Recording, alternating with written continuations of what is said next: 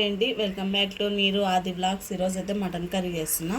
దానికోసం అయితే మటన్ అయితే కోసి కడిగి ఉప్పు పసుపు వేసి అయితే పప్పు కర్రీ అయితే పెట్టాను. ఒక 5 నిమిషాలు ఉడకనిచ్చి అయితే విజిల్స్ అయితే పెట్టుకుందాం. పోసాను, ఆయిల్ కాగింది. ఉల్లిగడ్డలు టమాటాలు అయితే వేసుకుందాం.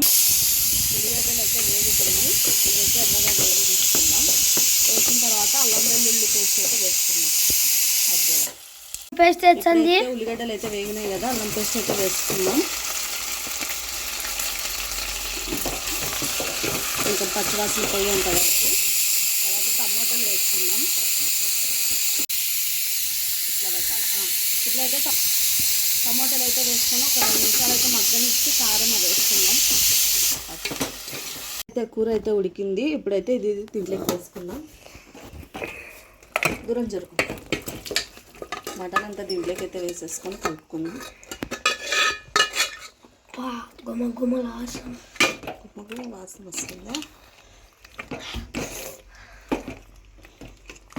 ఇప్పుడైతే దీంట్లోకి తగినన్ని వాటర్ అయితే పోసుకుందాం. ఒక 2 నిమిషాలు ఇలానే కారంలో మగ్గనిచ్చి వాటర్ అయితే పోసుకుందాం.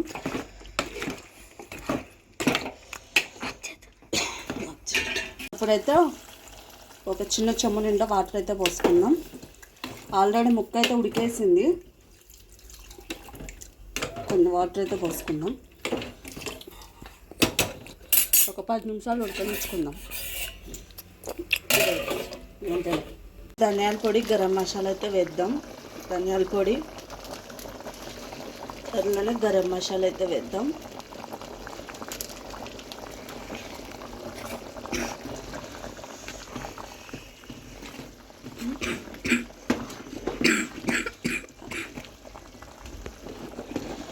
ఇంకైతే మూత పెట్టేసుకుందాం. ఒక 10 నిమిషాలు బాగా దగ్గరికి అయ్యేంత వరకు ఉడికించుకుందాం.